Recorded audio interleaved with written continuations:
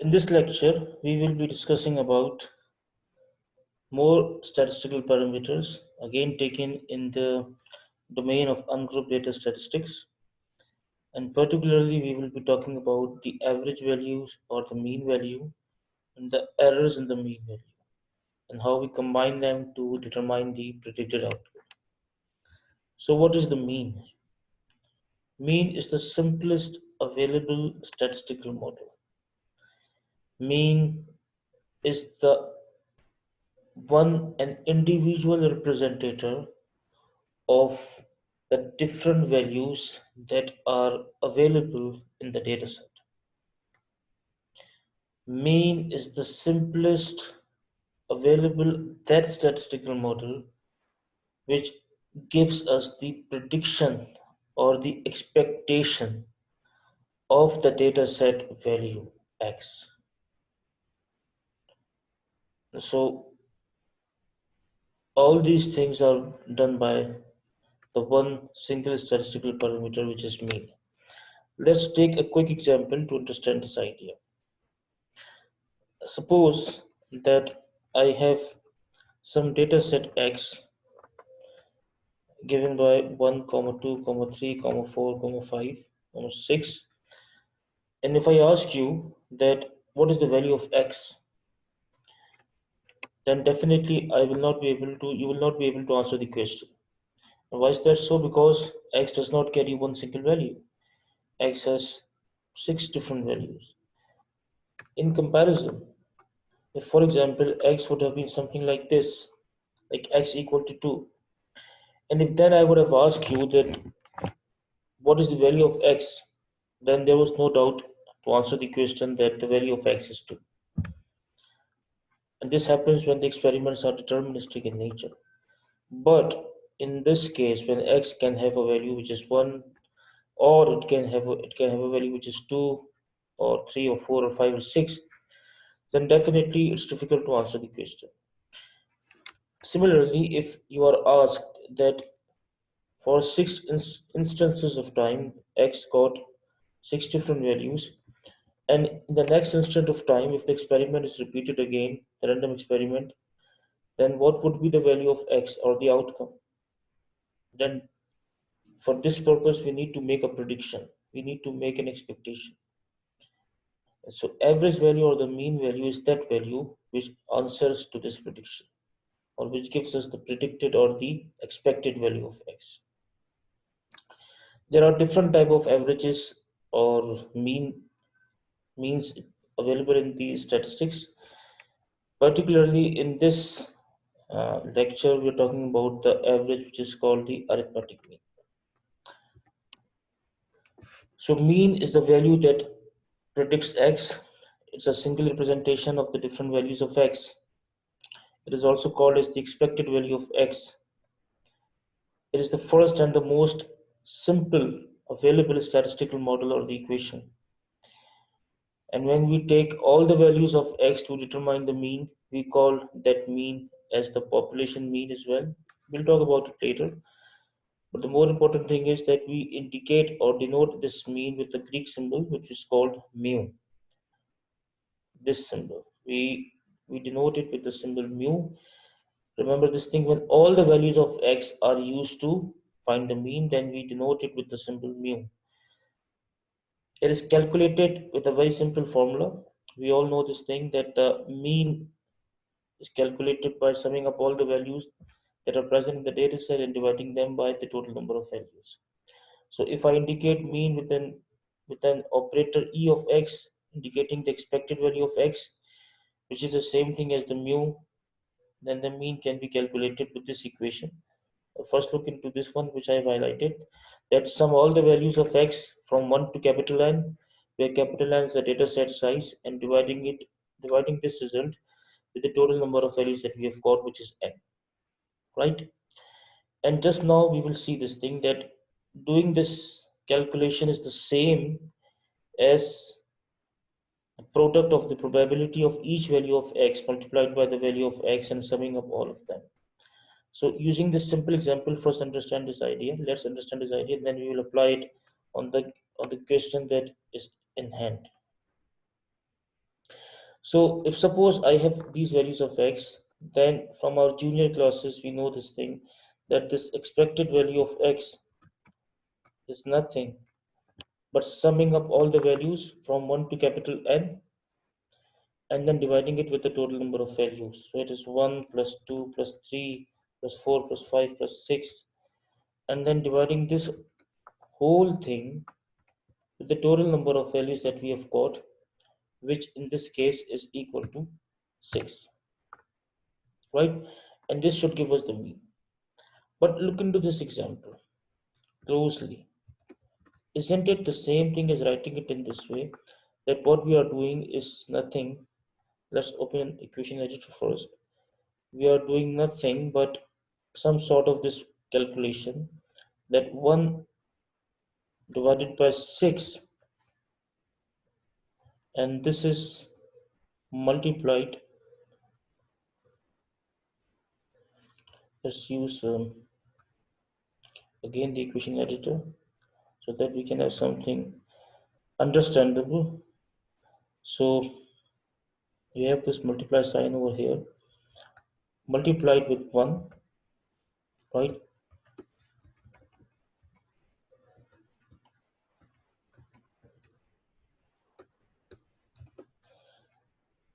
And let's just quickly copy it, plus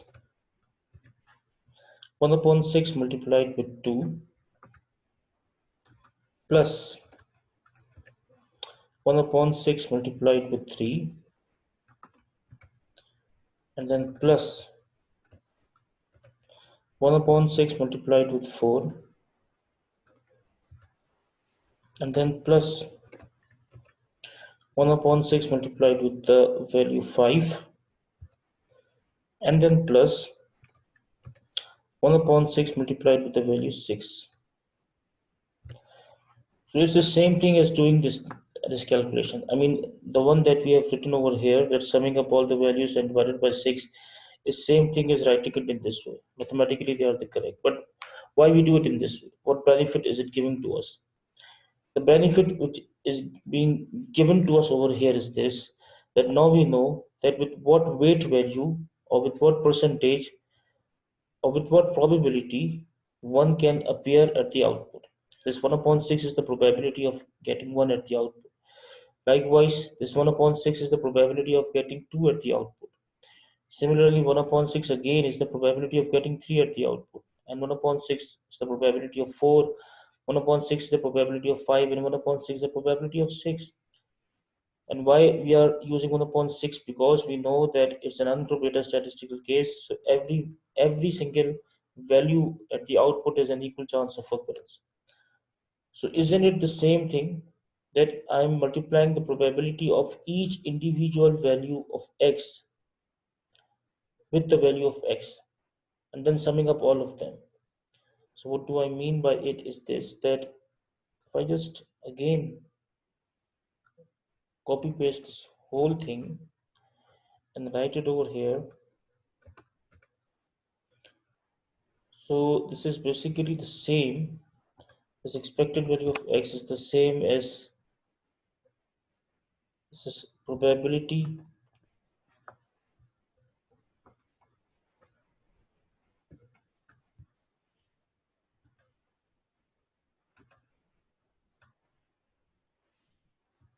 so just to do it in this way, that this is same as the probability of x1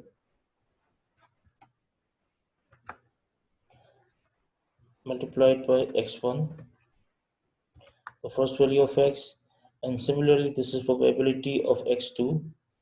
So just copy paste it so this could be done quickly.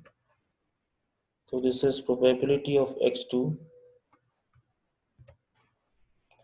into x2,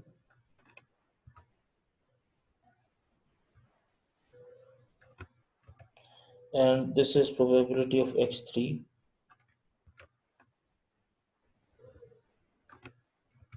into x3, and this one is probability of x4 into x4,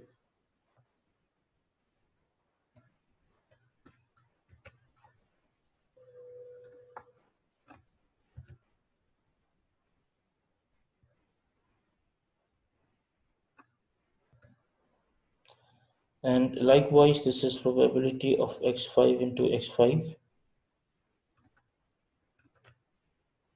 So this goes something like this: probability x5 into x5,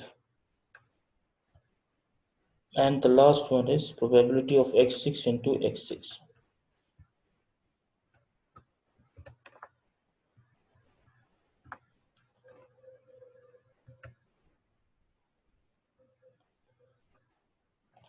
Okay, so this is something like this, and which is the same thing as summing up of all the probabilities from 1 to n and multiplying them with the random variable value as well. So the benefit that this notation of finding the mean, although both will give us the same answer, but the benefit of using this notation containing the probability value is this: that this equation basically gives us the percentage of occurrence of that individual value. So it's just like this thing that if you want to cook something, if you want to make a dish, then a part of of knowing the ingredients that are used to make that dish, you should also know that with what percentage each individual ingredient should be included. And this probability basically gives us the same thing. So it's better to be chef than a cook, right?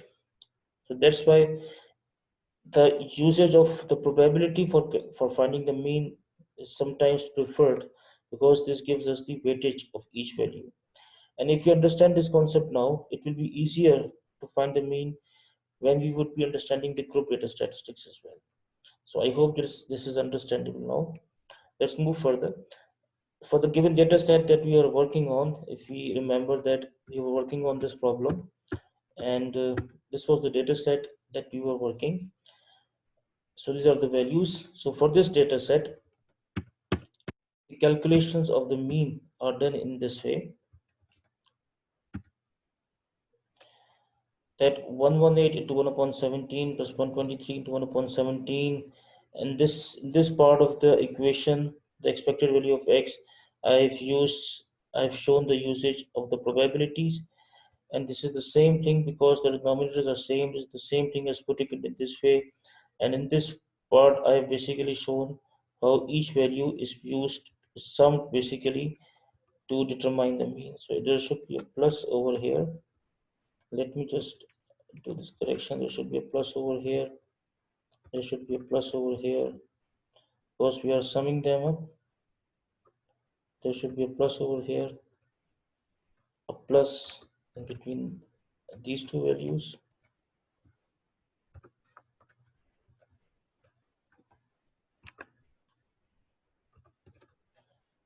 and a plus in between these values.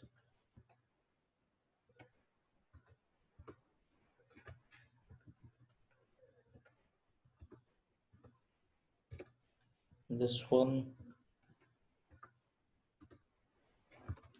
this one. So this was 138, and so it goes like this, goes like this one,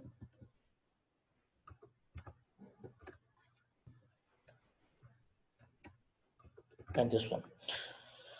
So both will give us the same result, because mathematically they are same thing.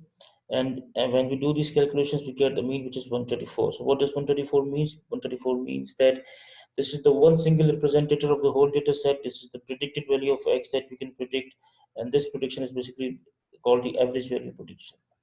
Now, since it's a prediction, definitely there should be errors in the prediction as well. And how we determine these errors, this is basically the process of doing it in the variance and standard deviations. So in the next lecture, we will be discussing about this, finding the errors using the variance and standard deviations. These are basically the errors of the means. So see you then in the next lecture.